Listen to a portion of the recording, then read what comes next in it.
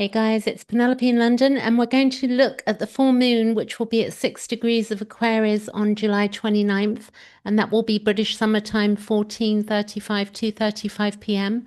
and universal time that's 13:35 p.m.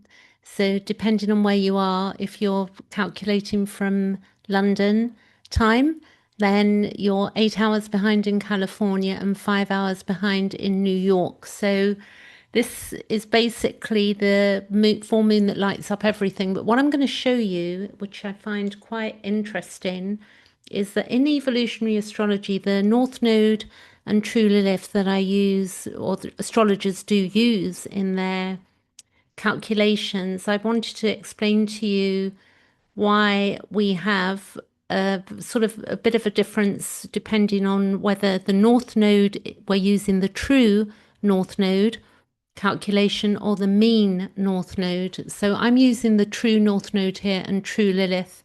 And it's a good thing to understand because there are two versions of the North Node and Lilith used in astrology, the mean and the true. And the mean node and mean Lilith are calculated using a smoothed mathematical average of the orbital cycle, which moves in a regular, consistent arc. So the true node and true Lilith are the use of those, the actual real time. It's the real time astronomical position.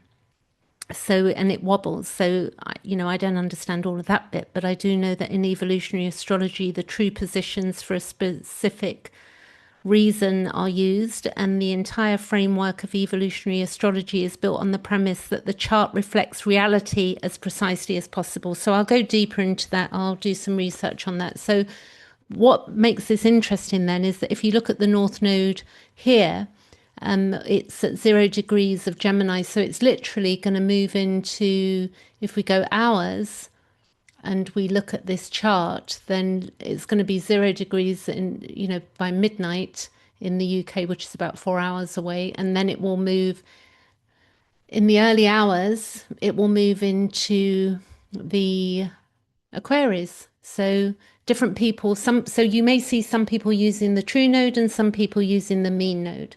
So that's worth a little bit of understanding. So this full moon that's going to fall on the 29th falls at 6 degrees of Aquarius. And at the outset of this, it's significant lunation of the entire year because of all of these magnificent changes that are going on at the same time that the North Node moves into Aquarius. It's not just one aspect or configuration, but because of every thread that we follow through the summer of 2026 converges in this single chart. This full moon is the moment when it all becomes visible at the same time. So before I go into it, if anything I share here resonates with you or you'd like to get into contact with me to look at your own natal chart, I do work with people individually, and the booking link is always in the description below. And I hope you find this video useful, so you can like it if you wish, if you do, and or subscribe.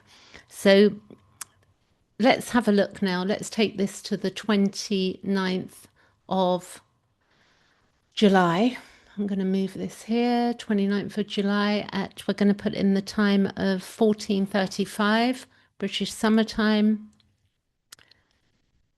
And here we have, you can see the full moon is coming into a situation here. So we might go an hour ahead.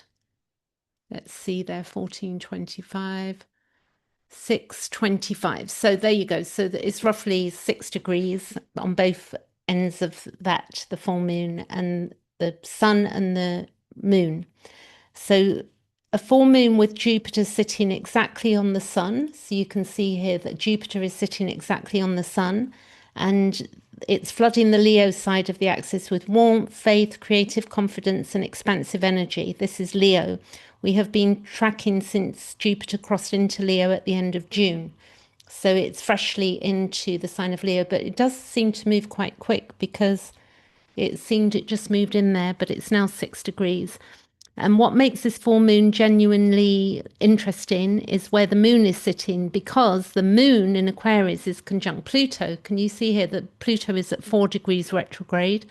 And we've also got the moon, which would have crossed over. So if we go by hours, it would have been exact.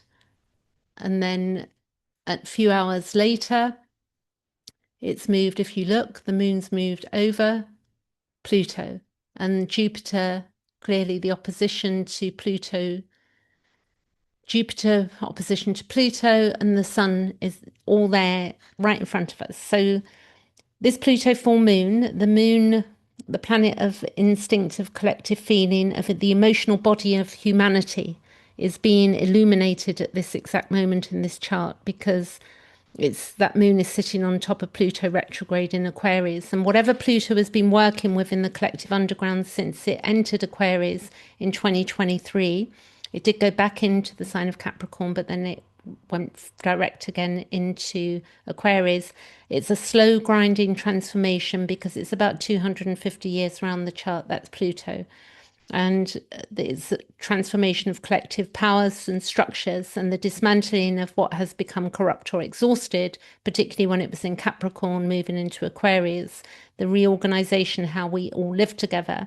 And all of that is being brought to the surface by this full moon light, and we are being asked to see it, not to manage it from a distance or process it intellectually, but to feel it in the body with the full emotional intelligence that this moon carries. So moon conjunct Pluto at a full moon can feel very intense, feelings that have their roots much deeper, because Pluto's very deep, very underground, than the immediate situation may surface, and emotions that seem larger than the moment, grief or rage of love that arrives from somewhere below the conscious mind. So it's the unconscious content being brought up to the surface. The moon is shining the light on Pluto up there. And this is Pluto. It's not disproportionate. It is accurate. It is showing the depth of what is actually present in the collective field. And I think if we look around us of what's going on in our own areas where we live, with that Uranus in Gemini as well, which is in a trine to Pluto, we can see that there. And the collective field, and we're all part of the collective, when we're all intertwined with each other. So the Sun conjunct Jupiter is on the other side of this, you see here in the fifth house, because I take the chart from 0 degrees of Aries to make it easier for people to understand and visualize what's going on here. Your own chart, like my chart, starts at 27 degrees of Scorpio. So Scorpio's up here in the chart, you see 0 degrees. So that's happening for me. Scorpio's my first house, 27 degrees. So these planets will fall in different houses for different people. So it's worth knowing your rising sign, and for that you need your time of birth, and then you're able to access and understand where the planets are actually falling. So the Sun conjunct Jupiter is really interesting as well.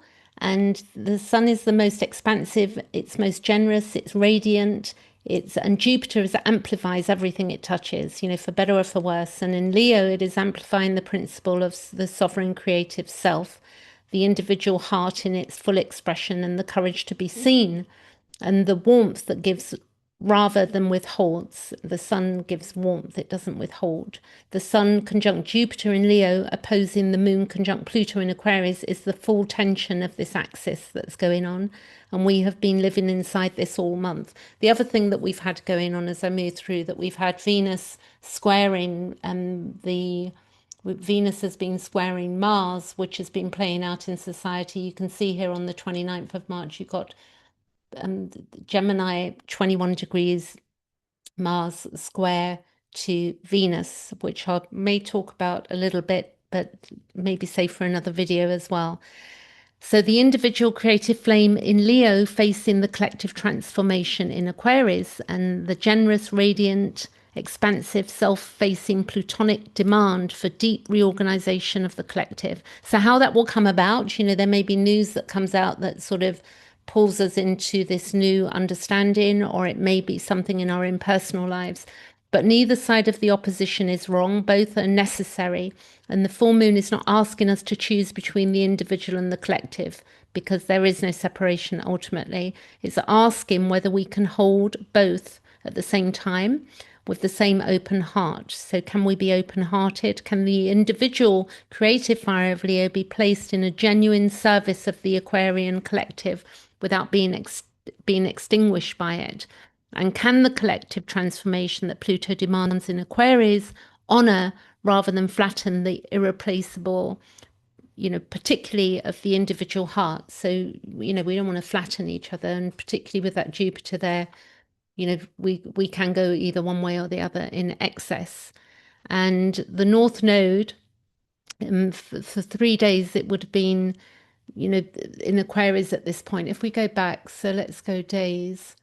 So do know that this node, as I said, I'm using the true node and not the mean node, which means it moves into Aquarius a bit earlier. And some astrologers may be using the mean node, which means it may still be in Aquarius or in Pisces at the end of Pisces, or just have moved in on this day.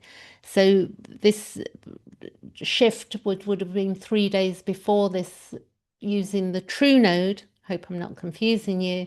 It would have been 3 days before. There you go. So this is the 26th, which is now. And then we got the 27th, 28th, 29th. So at this point, it would have been 3 days in Aquarius before this full moon in Aquarius, and 3 days into the new sign. And already the full moon is landing on the same Leo Aquarius axis. The 29th degree is the anaretic degree, the final degree of a sign, where the energy of that sign is at its most concentrated and most urgent before releasing into the next. And the North Node at 29 Aquarius is the collective evolutionary direction in its most intensified, most distilled Aquarian expression. And the soul of the collective is being pulled towards something with great urgency in these final degrees. And you may know or may not know, but the node moves around the chart. It goes 29 degrees, 28, 27, 26. So at some point it will hit Pluto also when it reaches 4 degrees. But the nodes take roughly 18.6 years around the chart. So it's going to take quite a few months to get to the 4 degree mark, or roughly, it will, not the 4 degree mark, but it will meet with Pluto. So the soul of the collective is being pulled towards something with urgency, towards genuine community, towards collective intelligence, because there is a lot of collective intelligence out there, but a lot of us have been dumbed down. And a lot of us, I think, also are getting our brains fried with social media and these short form content that we see. Some of it can be useful, but some of it just, we're just scrolling. We can spend hours just scrolling, as an example, and not reading or watching long form content, which is very important for us to be able to read books and learn and focus. And we're a bit out of focus. So this is for the collective intelligence, toward the understanding that the network of the individual lights is more powerful than any single centralized flame, which in Pluto in Capricorn, it would have been about the centralized flame of government and such like, which is slowly dimming, and it's becoming that we're each individual lights. We always have been, but it's becoming far more obvious. And this full moon is activating the North Node directly, because the moon in Aquarius, as you can see here at 6 degrees, is moving through the same sign at this point of the North Node. And the Sun conjunct Jupiter and Leo on the South Node side, the nodal axis is fully lit at this full moon. So 3 days after this North Node arrived in Aquarius, which is quite timely. And the timing, clearly it doesn't seem incidental. It's this lunation is the first full moon of the new nodal cycle, and the first illumination of the direction the collective soul is now being pulled towards, because pre this, any new moon that would have taken place, then the North Node would have been in the sign of Pisces, and it's no longer there. And then we have Chiron. If you look at this here, the 0 degrees of Taurus, it's at the threshold of the new sign, which it's been for a few weeks now. It moves slowly. It's about 50 years around the chart. and it's in its first degree of its 8 year residency because it will be in Taurus for 8 years. And at this full moon, Chiron is sextile the North Node. So you can see here, this is quite beautiful. It's very supportive. Chiron sextile the North Node, and also trine to the South Node in Leo. So if you look here, this is trine to the South Node in Leo at that 29th degree. And Chiron is a flowing aspect to both nodes at the same time, holding the entire axis also in its hands, which is very fascinating. So what this means is that the healing work of Chiron in Taurus, the wound of worth, the wound of the body and the voice, which a lot of people have found it hard to be able to express their true voice, the deep pre-verbal sense of not being enough, and that's something that maybe we just feel like we're not enough. It's directly aligned with the collective evolutionary direction, and the sextile to the North Node in Aquarius here is, telling us that healing is available for this voice, for our voices, if we reach toward it. And the trine, because nothing happens on its own, it's like we have an understanding, we have light bulb moments, we have a point where we understand something, and then we can move in that direction. So the trine to the South Node in Leo is the creative, expressive, heart-centered gifts of Leo, which the South Node is compositing and releasing, and this is being supported and held by Chiron's wisdom as they are released into the world. And the wound that Chiron carries is not separate from this nodal movement. It's part of what the collective is being asked to heal as it moves through the direction of Aquarius. And the wound of worth, of felt worthlessness, that feeling of the voice that was never given permission to speak. And that healing is woven now into the soul's evolutionary direction at this full moon. So it's quite beautiful, isn't it? And there's a few retrogrades. Saturn's retrograde at this point. So you can see, I think you can see there it's gone retrograde. So if I go days back, this is happening within hours of me reading this. So it stations 20s. So on the 25th of July, it's still direct, and then it stations, and then on the 27th it's stationed, and then it's retrograde from the 28th. So at this full moon we've also got Saturn going retrograde also. Something I want to bring up is the Lilith at Lilith up here, which this is not true Lilith, I believe, showing on this chart, unfortunately. True Lilith is at 21 degrees at this time. This is the mean Lilith. Again, I don't want to confuse you, but this is what we are looking at here. So we've got this opposition to Lilith. True Lilith is at 21 degrees of Sagittarius, in exact opposition to Mars at 21 degrees of Gemini, and Venus is also here. So this is a T-square, and Venus is at 21 degrees of Virgo. You see here? Virgo, Leo, and Sagittarius. And this configuration deserves attention because I love speaking about Lilith. And it's some of the most charged archetypal territory in the collective field right now. So Lilith in Sagittarius this is what it means, is the expelled truth teller in the sign of the arrow aimed at the meaning, the one who was cast out for following her inquiry wherever it led, who refused to stop asking the question even when the answer was unwelcome. She refused to stop asking the questions. So it didn't matter whether the answer was unwelcome. So she was living in the wilderness outside the acceptable story, but had not stopped speaking. And opposite her, Lilith, Mars in Gemini is the active, communicative, information gathering principle of the masculine. Mars in Gemini, and the mind that moves quickly, Mars in Gemini, it's the mind that's moving very quickly, Gemini, and that circulates, that acts on what it knows. So the opposition between Lilith in Sagittarius and Mars in Gemini is in direct confrontation at this time between the demonized truth teller, because she was demonized for her truth telling, and the active masculine principle of communication. And it is the question of whose truth gets to be spoken and whose is suppressed in favor of the faster, more acceptable version. So we can see how, the feminine and the feminine complaints around the Epstein files, etc., where all of that's been dumbed down. It's quite incredible when we really open our eyes and see what's going on. And I'm not just talking about that, but even with wars and things, the female idea of how things could be or could be better is dumbed down. And it's the question now of whose truth gets to be spoken, whose is suppressed in favor of the faster, more acceptable version. And Venus in Virgo is at the apex of the T square. So the apex is like the point up here. Venus in Virgo at 21 degrees, and the principle of love, worth, and relationship forced to navigate the tension between Lilith, who is raw, uncompromising in her truth, and Mars' active communication drive. So Venus in Virgo brings discernment, which is good to know, and precision, and the willingness to examine what is actually real rather than what is comfortable. And that's what Virgo does. It investigates things. It's not it's like, what is this? What am I looking at here?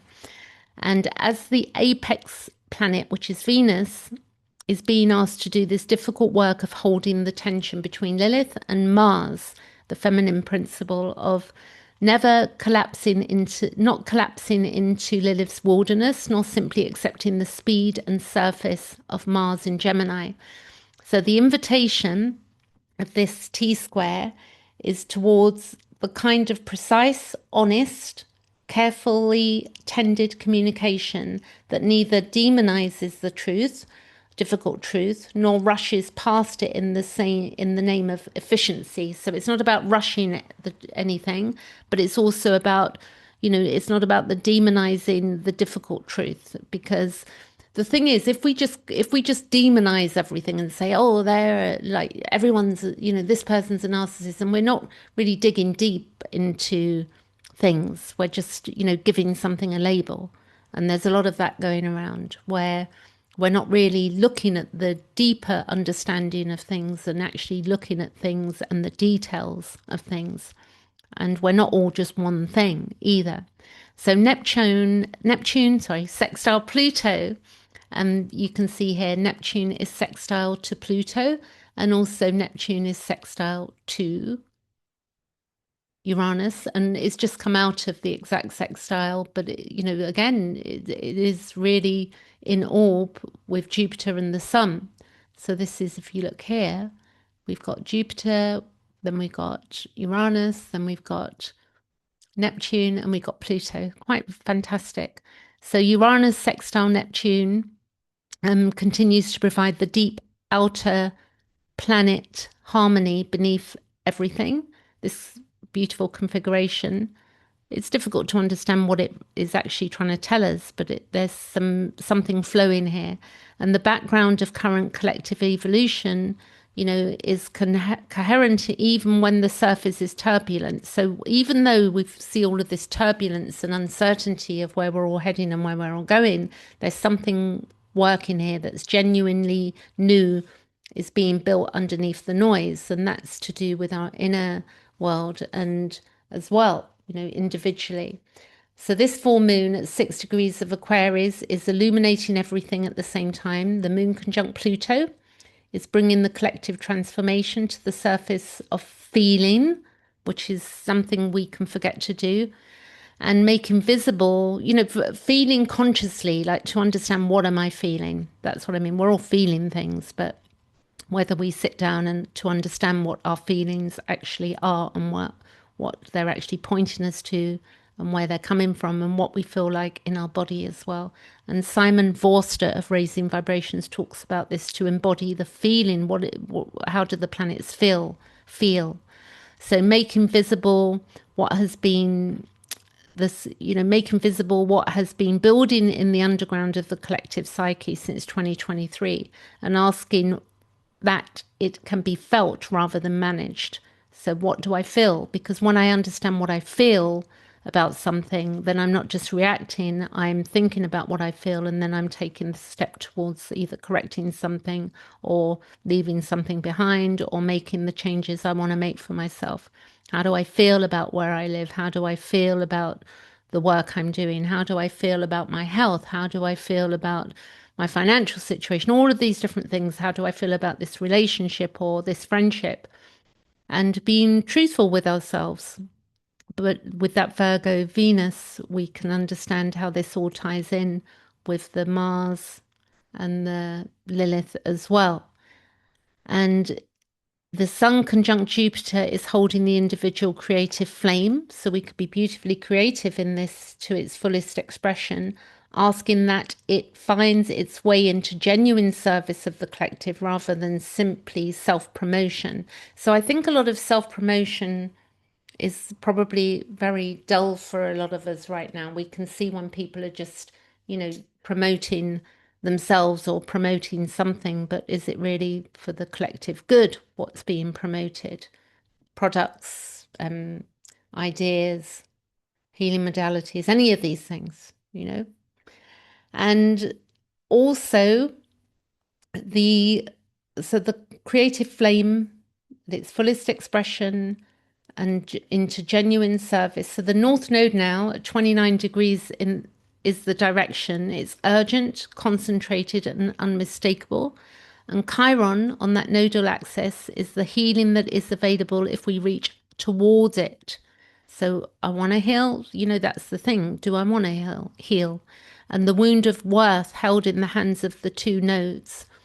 So in the collective, the worth of all of us. It's terrible to think that people do not consider that we live in a humanity that doesn't consider the worth of each other as well at some level. And that can be with resources, food, wars, the list goes on. Even the products we use. I was in the supermarket earlier and there's some woman trying out some air fresheners in the aisle where I went to get my laundry, my zero fragranced, quite funny, my zero fragranced laundry liquid that I use because I can't tolerate smells. And she's standing there spraying these, trying them out instead of buying them. And I'm having to inhale this toxic smell, from these sprays. So, it's not people not thinking of each other. So we shouldn't even be having those things anyway, in my opinion. But there you go, that contaminate the air. So we've got the collective rather than simply self promotion, and the North Node in its direction, and Chiron, the nodal axis, is the healing that's available if we reach toward it. And Lilith in the T square with Mars and Venus is the truth that needs to be spoken and precisely and honestly, without the speed that makes it safe, without the suppression that makes it invincible. So, not suppressing, not with speed, like we can take our time with this. And we have been building towards the full moon across the entire summer. And the Cancer new moon planted the seed in emotional truth, and then we have that Mercury retrograde also, which came out of, I think that was Thursday, just gone, that it went direct. And Mercury retrograde in Cancer did the interior work. And the North Node then crossed into Aquarius. And at this point, Jupiter opposed Pluto on the same day, which we had the exact opposition. I think that was at 4 degrees. And now the full moon lands on the exact axis of it all and asks, what have you understood? What do we understand? And it's going to be individual. And what are we ready to carry forward into the light? So it's not about, for me at this point in my life, it's not about being a lifeguard, it's about being a lighthouse. And also, this is the illumination. This is a moment of the collective sees what has been building. So I don't know what's going to show up. None of us do. But we need to trust what arises in us at this full moon and trust the feeling that arrives from the deep. So for me, this is happening. I think it's in my second house, my values. So it is not disproportionate. It is Pluto And Pluto is always in the end of service, in service to what is genuinely true. It will strip away anything that is not. And before I go, because I'm going to do another video in a couple of days on these retrogrades, but Saturn has gone retrograde and it will be the 26th, July 26, 2026 until December 10, 2026. So that's 137 days. And I like Saturn. I used to get scared of Saturn, but I enjoy Saturn. I do. Okay, catch you later. Thanks for listening.